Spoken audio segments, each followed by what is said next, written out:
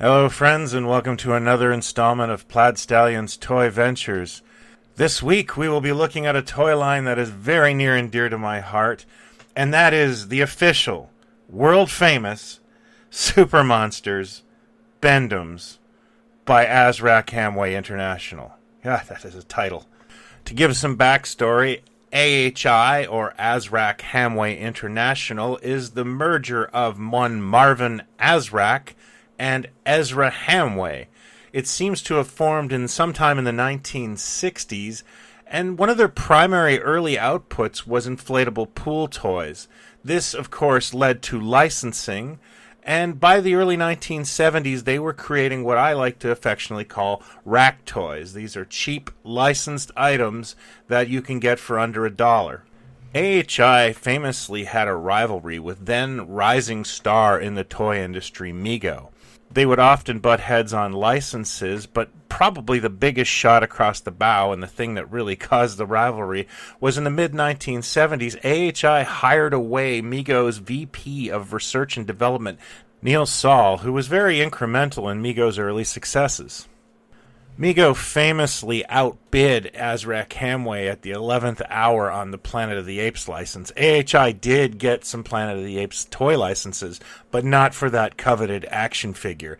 And of course, I've talked about this in the past, but AHI tried to knock it off with an 8-inch version of an Ape Man called Action Ape Man that actually resulted in litigation from both Fox and Mego, and they dropped it very quickly. However, when it came to the Universal Monsters, AHI actually outbid Mego. Mego went back and just made their own generic monsters to compete. It was kind of a reversal of what they did with the apes. But yes, the official license to the Universal Monsters went to Azrak-Hamway International. They launched a series of 8-inch action figures called the world's famous Super Monsters, which is a direct ripoff of Mego's World's Greatest Superheroes from a year before. And, if you look at the packaging, you can see they're really trying to emulate the style. 1974 would also see the release of the PVC Super Monsters, which of course are jigglers. I don't think they had that brand. These are a lovely series of, rubber jigglers just like the ones they had in the 1960s, but of course being all officially licensed. 1975 would see multiple additions to the world-famous Super Monsters line. First of all, they would add King Kong, who would get his own jiggler. A series of water guns was added, featuring Kong, Creature from the Black Lagoon, and Frankenstein. A series of wind-up, sparking super monsters, and I'm pretty sure everyone who's watching this video has seen these somewhere before. I think they still might make these. And the world-famous Super Monsters Bend-Ems, the subject of today's episode. Much like the 8-inch Super Monsters, the Bend-Ems seem to be influenced by Mego. The prior year, 1974, Mego had released Bend-and-Flex versions of the World's Greatest Superheroes and the Planet of the Apes. These really seem to mimic the style of Mego's Bend-and-Flex figures. You could sit them right next to each other and you wouldn't know whose was whose. There are 6 characters in the series: Frankenstein, the Wolfman, the Mummy, Creature from the Black Lagoon, Dracula, and King Kong, who is clearly not in scale with the other guys. What I really like about this line is there's sort of a shared look among the AHI characters, so Frankenstein looks kind of the same no matter the format. Having the design aesthetic sort of carry over like that is kind of wonderful and infectious, and it's one of the things I love about these characters. They are not faithful depictions of Boris Karloff, but I love them nonetheless. I think I love them because of that. I'm not a huge guy for extreme detail in toys. This is what toys are all about for me. The other glorious thing about this line is they were sold on card backs, and this is way before the days of style guides making everything uniform and boring.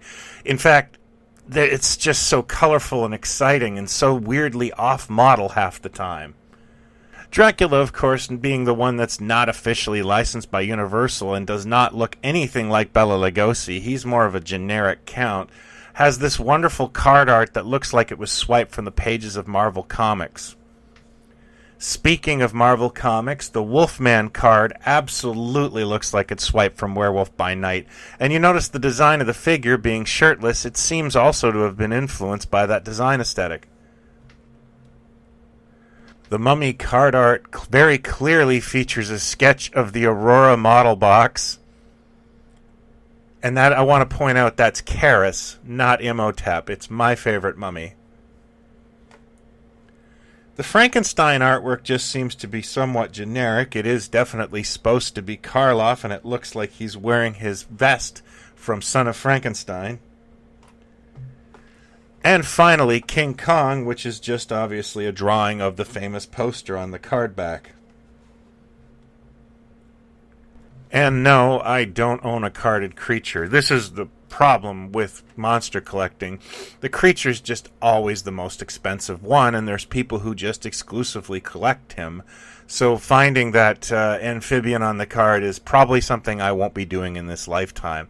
Even if I could find one, I doubt I could justify paying what it's worth.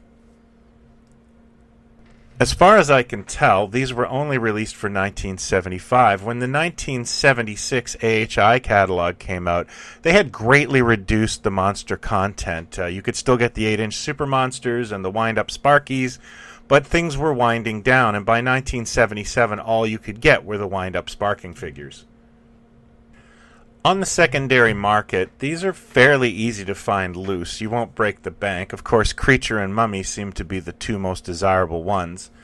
As for finding the carded characters on the secondary market, it starts off fairly simple with characters like Frankenstein and Dracula, and then gets disturbingly harder as you try to find a carded Mummy, or the Creature, as I've stated. But there is some good deals to be found, and I didn't pay a lot for most of these characters. I'm not super proud of what I paid for the Mummy. I'll just leave it at that. Like I said earlier, there's just something about the simplicity and charm of these toys, be it their wonderful off-model design or the completely unregimented card design. I just adore stuff like this. This is why I collect. My question to you this week is, what is your favorite AHI Super Monster toy? Even if you don't collect them, I'd still like to know your opinion. You can hit me up in the comments here on YouTube. Shout out to me on Twitter at Plaid Stallions. Join our Facebook group, Pod Stallions. Or drop a line on the Plaid Stallions Facebook page. It's all good. There's no wrong way to do it. Thanks again for watching. I hope you enjoyed it. Please hit like and subscribe if you're new. We do this every week. Until next week, take care.